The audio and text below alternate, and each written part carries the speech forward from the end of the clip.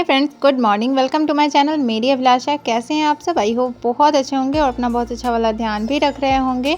मेरा नाम अभिलाषा है। मैंने जस्ट बीएड का एग्ज़ाम दिया है। रिज़ल्ट मेरा नहीं आया। मैंने सीटेट के दोनों पेपर क्वालिफाई किए हुए हैं।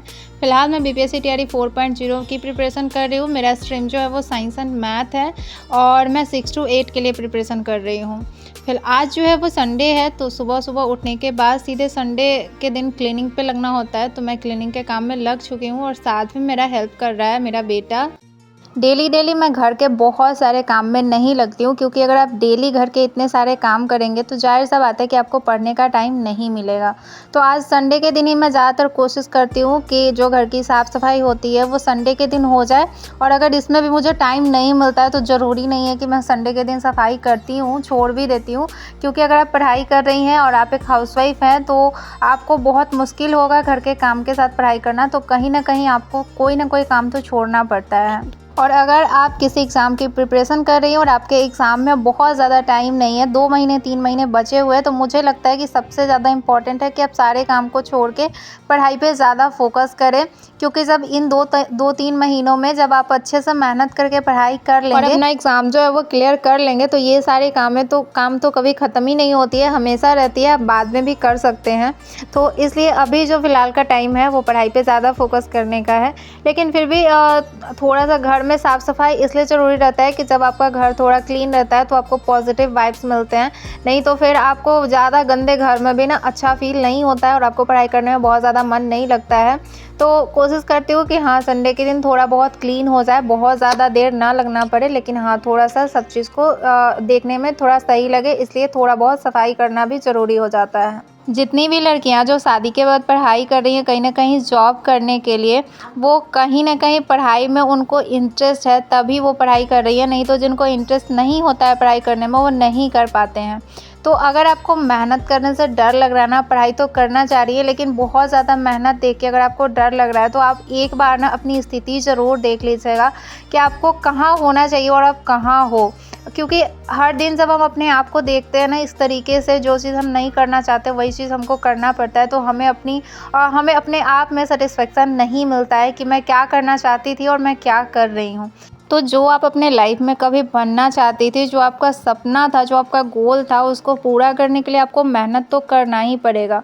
और जब आप एक बार अपनी स्थिति पे गौर करेंगे ना, तो आपको अपने आप मेहनत करने के प्रति आपको ये होगा कि नहीं, मुझे पढ़ना ही है, मुझे मेहनत करना ही है। जब आप अपनी स्थिति देखते हैं ना, आप अपनी परिस्थिति देखते हैं, तो आपको खुद एक मोटिवेशन मिलता है कि नहीं, इस चीज़ से मुझे बाहर निकलना ही है, चाहे कुछ भी हो जाए। तो आपको अपने आप मन लगने लगता है पढ़ाई करने में। आपको अपने आप पे ही ना इतना तरस आएगा कि जब आप देखेंगे कि जो डिग्रियां आपने इतनी मेहनत से, इतने मेहनत करके पढ़ाई करके जो डिग्रियां हासिल की है, उसको अलमीरा में रखे जब आप देखते हैं ना, तो आपको बहुत ही ज़्यादा दुख होता है। और जिस चीज़ के लिए कभी कोई मेहनत नहीं की, घर के कामों को कभी सीखने का प्रयास नहीं किया, उन चीज़ों को करने की जिम्मेदारी जब आप अपने ऊपर देखते हैं ना, तो आपको अपने आप पे ही बहुत ज़्यादा तरस आएगा।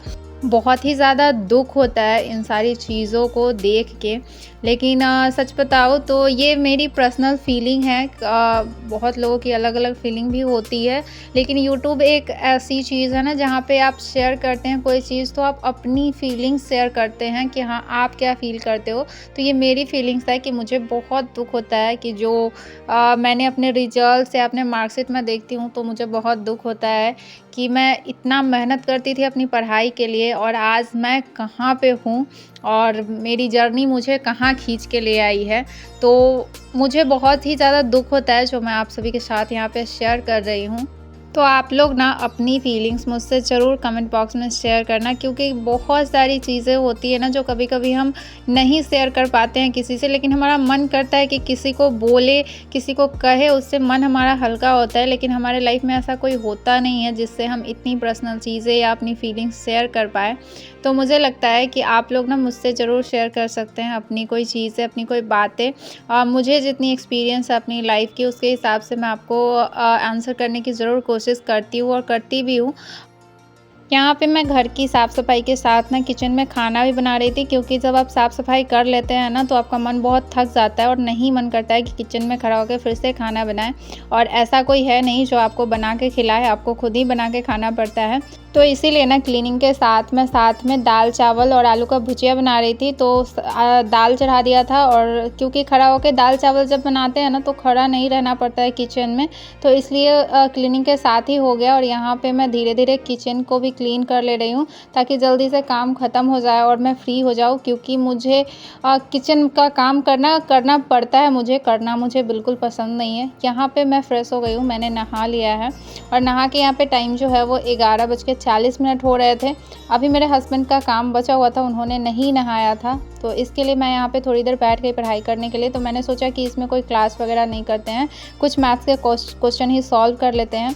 तो यहाँ पे मैंने अपना टाइमर जो है वो ऑन कर दिया है, और मैथ्स में मैं अभी क्वाड्रेटिक इक्वेशन के कुछ क्वेश्चन मैंने सॉल्व किया, और मैं यहाँ पे एनसीईआरटी के बुक से मैथ सॉल्व कर रही हूँ। अगर आपके पास बुक नहीं है ना तो इसके ऐप भी होते हैं। अगर आप प्ले स्टोर में जाके एनसीईआरटी के बुक सर्च करेंगे ना तो आपको बहुत सारे ऐप मिल जाएंगे, जो कि ईज़िली आपको उसमें आपको सारे सब्जेक्ट, सिर्फ मैथ ही नहीं, एनसीईआरटी के सारे बुक के सब्जेक्ट के बुक आपको वहाँ पे मिल जाते हैं, जिससे कि आप पढ़ भी सकते हैं, क्वेश्चन भी सॉल्व कर सकते हैं। तो आप एक बार देख लीजिएगा, अगर आपके पास बुक नहीं है तो आप इस ऐप को डाउनलोड कर लीजिएगा। यहाँ पे आपने वासु को देखा, वो मेरा पैर दबा रहा था, क्योंकि मैंने बोला कि वासु आज ना मैं काम कर कर के बहुत थक गई हूँ, और जब भी मैं ऐसा बोलती हूँ ना तो वो मुझे बहुत पैम्पर करता है, बहुत ही ज़्यादा। तो तुरंत उसने बोला कि मम्मा आप लेट जाइए, मैं आपका पैर दबा देता हूँ।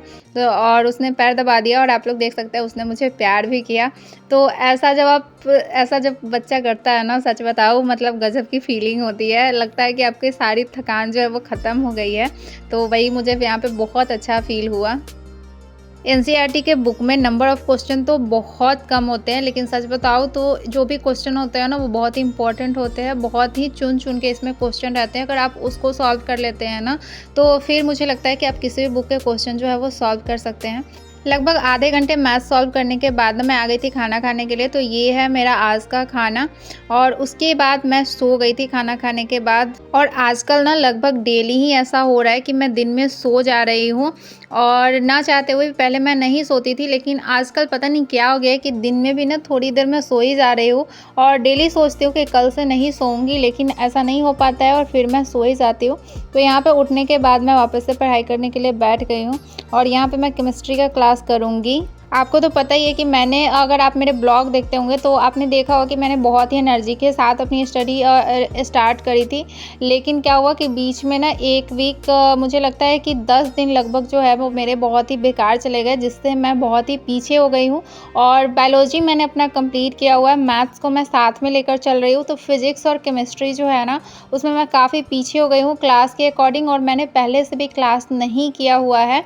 तो इसके लिए ना मैं सोच रही हूँ कि 2-2 क्लास करके ना इसको कंप्लीट करूँ, जल्दी से थ्योरी कंप्लीट हो तो प्रैक्टिस सेशन जो है वो अटेंड करूँ। सो के उठने के बाद मैं सीधे पढ़ाई करने के लिए बैठ गई थी। तो 1 घंटे पढ़ाई करने के बाद मुझे लग गई थी भूख, तो यहाँ पे मैं आ गई किचन में, और मैं यहाँ पे बना रही हूँ, ये आटे का है, चीला टाइप का बना रही हूँ। ये सूजी का बहुत अच्छा बनता है, लेकिन सूजी घर में नहीं था तो मैंने आटे का बना लिया, और ये बहुत ही अच्छा बना। इसमें मैंने डाला था प्याज, टमाटर, दही, थोड़ा सा अजवाइन और नमक, बस इतना ही चीज़ डाली थी मैंने। और उसके बाद इसको चीला की तरह जो है वो मैंने बना लिया है।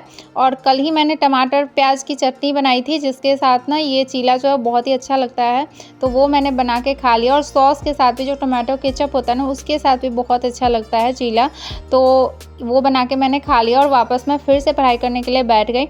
एक क्लास मैंने कंप्लीट कर लिया था, यहाँ पे मैं दूसरा क्लास कर रही हूँ, और मैं यहाँ पे लेक्चर नंबर ना 21 अटेंड अभी करूँगी। और प्रेजेंट में अभी जो है लगभग 30 क्लास केमिस्ट्री के हो चुके हैं, तो मैं अभी लगभग 10 क्लास जो पीछे हूँ, क्योंकि बीच में 10 दिन मेरी पढ़ाई जो है डिस्टर्ब रही, इसलिए अभी यहाँ पे चाय ना मेरे हस्बैंड बना के लाए थे, और मैंने यहाँ पे सेकंड क्लास भी कंप्लीट कर लिया है। और अब मैं अपनी पढ़ाई को यहीं पे बंद कर दूँगी, क्योंकि टाइम आप लोग देख सकते हैं 7 बज गए हैं, दिया जलाने का टाइम हो गया है, और हस्बैंड चाय बना लिए थे तो चाय पीने का भी टाइम हो गया है। तो आज के ब्लॉग को मैं यहीं पे एंड करूँगी। आज का ब्लॉग कैसा लगा कमेंट में ज़रूर बताइएगा।